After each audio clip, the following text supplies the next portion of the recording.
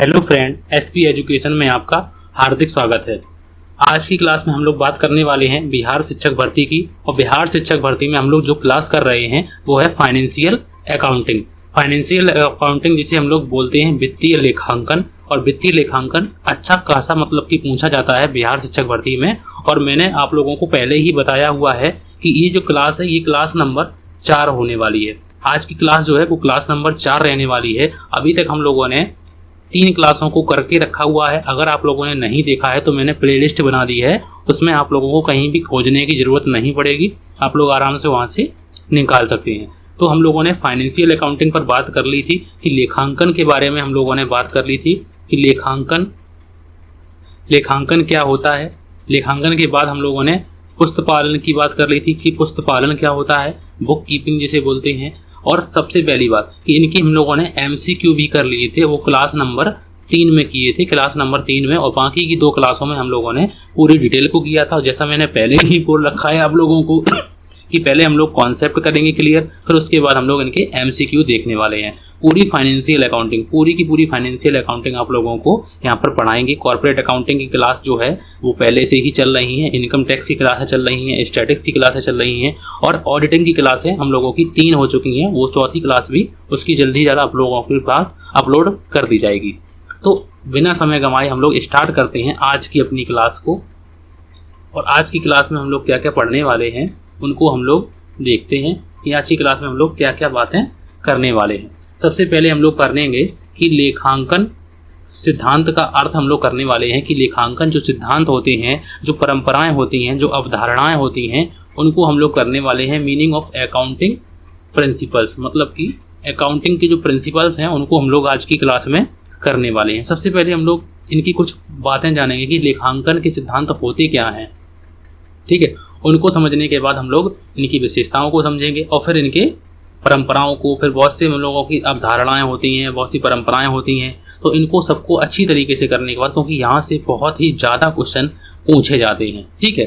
तो हम लोग आज की क्लास में अपनी क्लास में स्टार्ट करते हैं कि लेखांकन जो है वो लेखांकन की सामान्य आधारभूत मान्यताओं, फंडामेंटल्स बिलीव्स दैट, तथा देखो लेखांकन की सामान्य आधारभूत मान्यताओं तथा कार्य पद्धति संबंधी नियमों को लेखांकन सिद्धांत कहते हैं। मतलब कि जो नियम हैं, जो संबंधी, जो ऐसे मान लो हम लोगों को कोई कार्य करना है और कार्य के हम लोगों के नियम होते हैं, ठीक है। तो उन नियमों को हम लोग क्या कहते हैं, जैसे अकाउंटिंग में जो नियम होते हैं उन्हें लेखांकन सिद्धांत कहते हैं। ये सिद्धांत प्रकृति प्रदत्त या आविष्कार नहीं होते हैं। मतलब कि ये जो सिद्धांत हैं वो प्रकृति के द्वारा नहीं दिए जाते, ना ही उनका आविष्कार किया जाता है, बल्कि ये मनुष्यकृत होते हैं, मतलब कि मानव के द्वारा निर्मित होते हैं।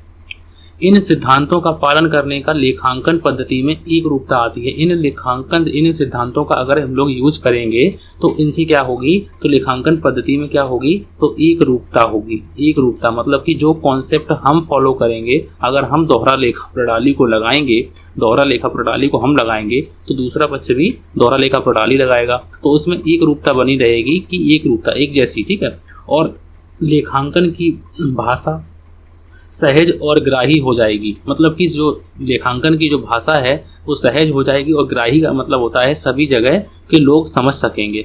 व्यवसाय की भाषा जो है वो लेखांकन है। ये क्वेश्चन एक बार पूछा गया था कि व्यवसाय की भाषा क्या है, तो अंग्रेजी, हिंदी, लैटिन, इस प्रकार के क्वेश्चन पूछे गए थे और लास्ट ऑप्शन में था लेखांकन। तो इसका राइट आंसर था लेखांकन। उसके बाद लेखांकन को सहजता से समझ लेने पर व्यवसाय के विकास की गति भी सरलता से समझी जा सकती है।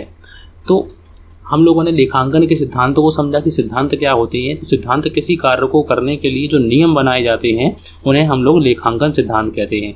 तो लेखांकन की सामान्य आधारभूत मान्यताओं तथा कार्य पद्धति संबंधी जो नियम होते हैं उन्हें लेखांकन सिद्धांत कहते हैं। ये सिद्धांत जो होते हैं वो आविष्कार नहीं किए जाते, ना ही कोई प्रकृति द्वारा प्रदत्त होते हैं, ये बल्कि मनुष्य के द्वारा निर्मित होते हैं या मनुष्य के द्वारा बनाए जाते हैं।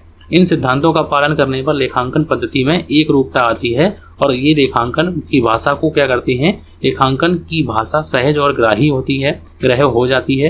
व्यवसाय की भाषा जो है वो लेखांकन है। व्यवसाय की अगर भाषा की बात करी जाए कि व्यवसाय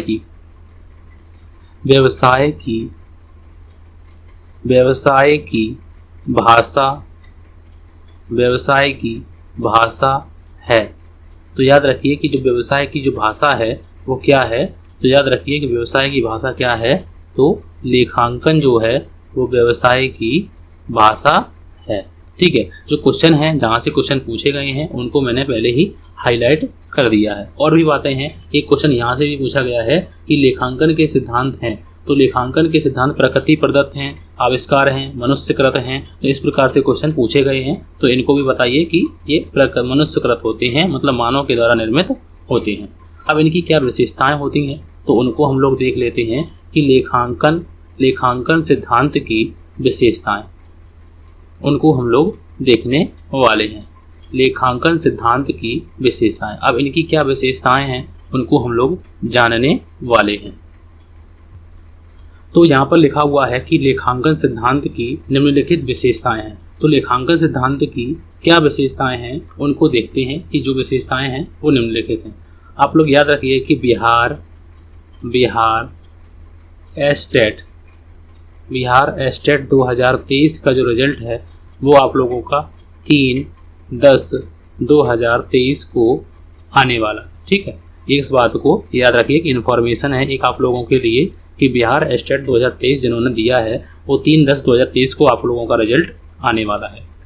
उसके बाद हम लोग लेखांकन सिद्धांत की निम्नलिखित विशेषताएं हैं, जो विशेषताएं हैं उनको देखते हैं कि विशेषताएं बिल्कुल सरल लिखी हुई हैं कि लेखांकन सिद्धांत मनुष्य द्वारा निर्मित होते हैं। ये बात आप लोगों को पता है कि मनुष्य के द्वारा बनाए जाते हैं, प्रकृति प्रदत्त नहीं होते हैं।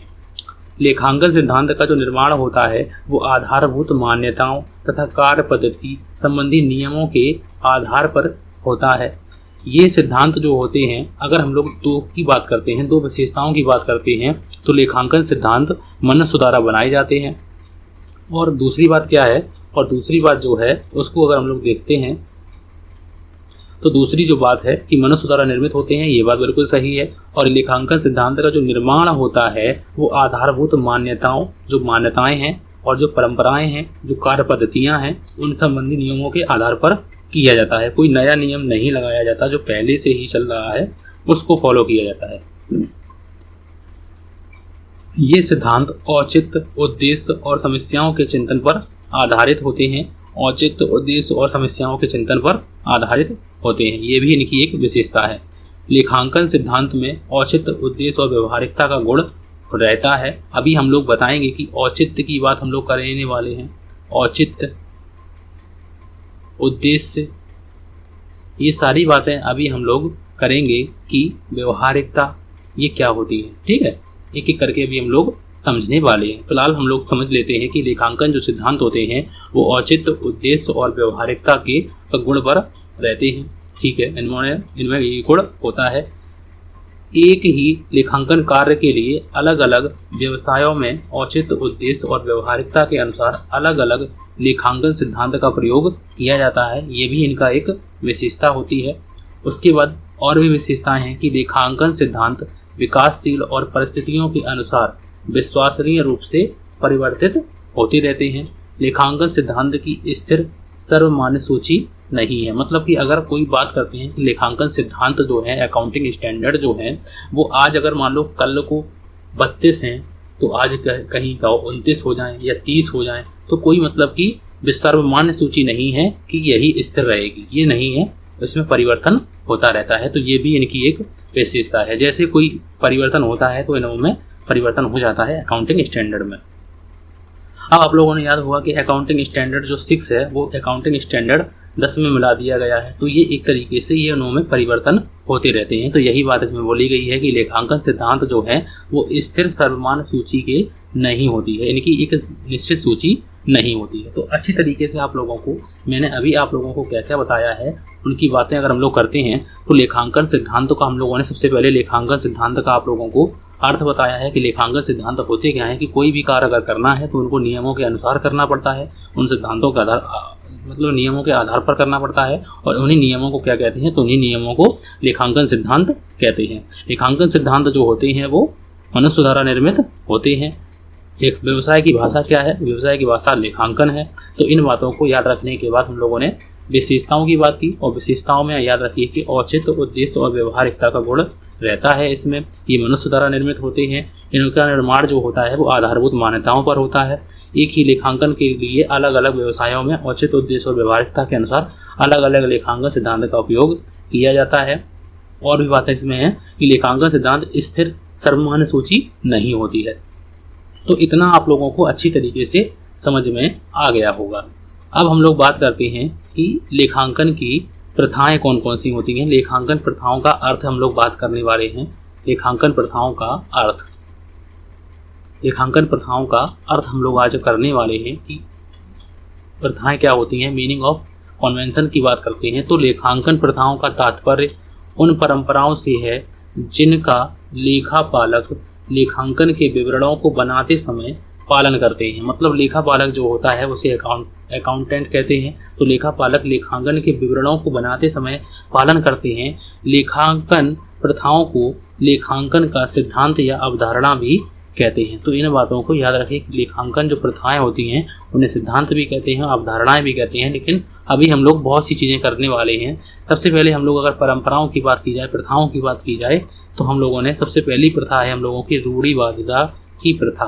4 प्रथाएं पहले तो मोस्ट जो है वो 4 प्रथाओं को हम लोगों ने करके रखा हुआ है कि सबसे पहली है रूढ़िवादिता की प्रथा। अब रूढ़िवादिता की प्रथा क्या होती है? तो रूढ़िवादी का मतलब होता है कि इसमें कहा गया है कि लाभ की आशा ना करें, लाभ की आशा नहीं करें और सभी संभावित हानियों के लिए प्रावधान करें।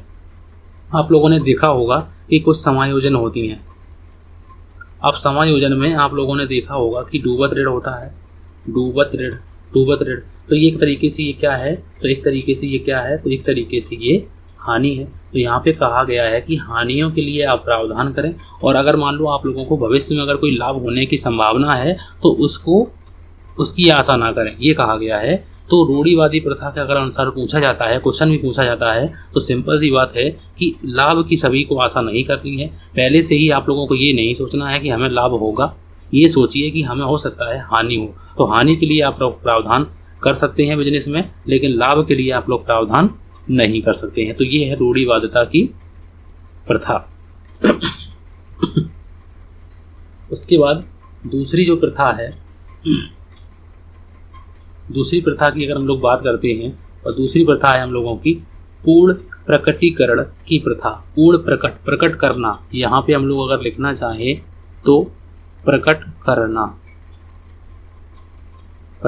करना महत्वपूर्ण, इसका मतलब क्या है? तो महत्वपूर्ण सूचनाओं को प्रकट करना, डिस्क्लोज ऑल मटेरियल इन्फॉर्मेशन। जो भी महत्वपूर्ण सूचनाएं हैं उनको सभी को आप लोगों को दिखाना है या उनको प्रकट करना है। तो इसी आधार पर व्यापार खाता को हम लोग क्या बोलते हैं? तो व्यापार खाता को हम लोग यहाँ पर लिख देते हैं व्यापारिक खाता। और व्यापारिक खाता को क्या बोलते हैं? तो व्यापारिक खाता को ट्रेडिंग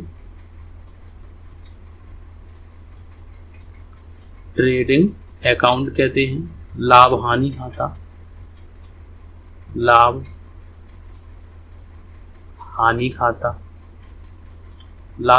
को क्या कहते हैं? तो लाभ हानि खाता को हम लोग प्रॉफिट एंड लॉस अकाउंट कहते हैं। और आर्थिक चिट्ठा, अब आर्थिक चिट्ठा को क्या कहते हैं? तो आर्थिक चिट्ठा को हम लोग बैलेंस शीट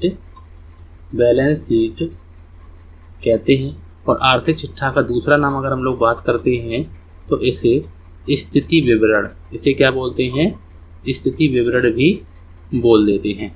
तो इसी आधार पर हम लोग किस आधार पर? महत्वपूर्ण सूचनाओं को प्रकट करने के आधार पर, इसी आधार पर व्यापार खाता, लाभ हानि खाता और आर्थिक चिट्ठा का निर्माण किया जाता है या निर्माण होता है।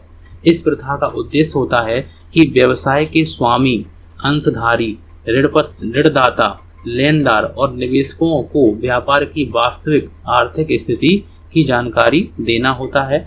उनसे संबंधित पर्याप्त सूचनाएं देनी होती हैं। उनको जो पर्याप्त सूचनाएं हैं वो देनी होती हैं। ये नहीं कि किसी को अंधेरे में नहीं रखना है, क्योंकि सभी ने रुपए लगाए हुए हैं या फिर किसी ने आपको रुपए दिए हैं, तो किसी को अंधेरे में नहीं रखना है। ये बात कही गई है पूर्ण प्रकटीकरण प्रथा में। पूर्ण प्रकट कीजिए कि किसी को ये पता चले कि व्यवसाय की स्थिति क्या है, व्यवसाय प्रॉफिट में है या व्यवसाय लॉस में जा रहा है, तो सभी को ये बातें पता चलनी चाहिए। तो पूर्ण प्रकटी का मतलब आप लोगों को अच्छी तरीके से समझ में आ गया होगा।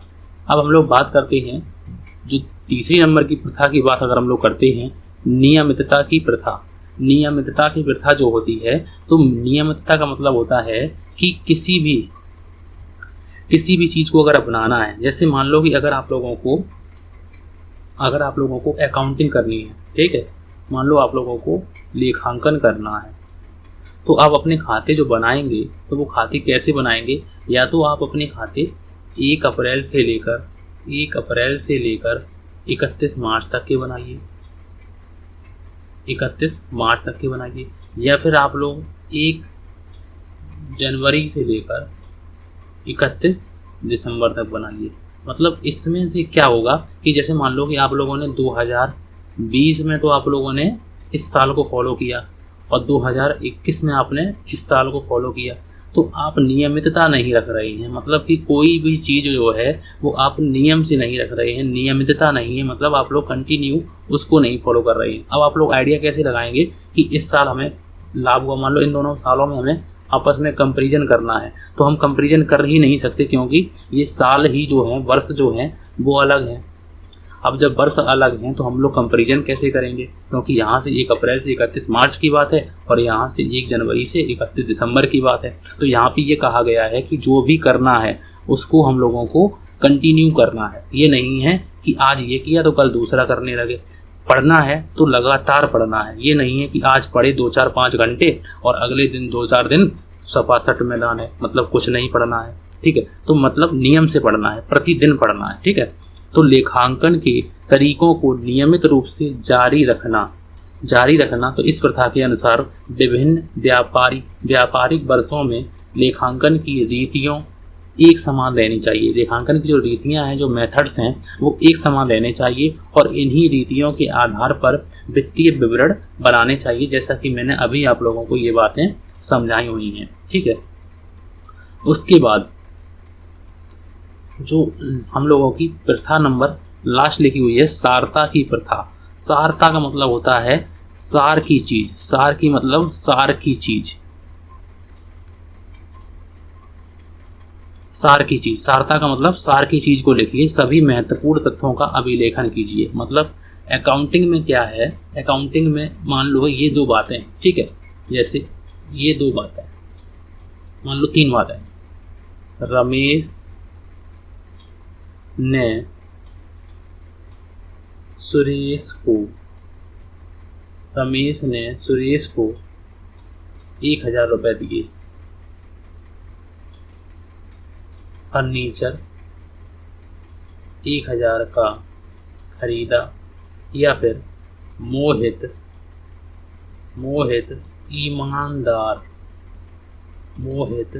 ईमानदार है। अब आप लोग कहेंगे कि इसमें से अकाउंटिंग में कौन सी चीज़ लिखेंगे या फिर कौन सी चीज़ नहीं लिखेंगे, तो आप कहेंगे कि हम अकाउंटिंग में क्या नहीं लिखेंगे, हम ये अकाउंटिंग में मोहित ईमानदार है इसको नहीं लिखेंगे, क्योंकि ये सारता का मतलब होता है सारहीन चीज़ों को आप लोगों को छोड़ देना है। सारहीन जो अकाउंटिंग के काम की नहीं है, तो ये तो काम की है ही नहीं, ये दोनों काम की हैं, तो इनको लिखेंगे। सारता का मतलब होता है इस प्रथा के अनुसार लेखांकन में वित्त युक्त का मतलब पैसा संबंधी, वित्त युक्त महत्वपूर्ण तथा उपयोगी घटनाओं और तथ्यों का उल्लेख किया जाता है और वित्त रहित सारहीन तथ्यों का और घटनाओं को छोड़ दिया जाता है। तो हम लोग क्या छोड़ेंगे, तो हम लोग ये छोड़ देंगे, ये दोनों चीज़ें पैसे संबंधी हैं, तो इनको हम लोग जरूर लिख लेंगे। अब ये ईमानदार है तो ये कोई अकाउंटिंग की बात यहाँ पर नहीं हुई है, तो इसलिए इसको हम लोग यहाँ पर छोड़ देंगे।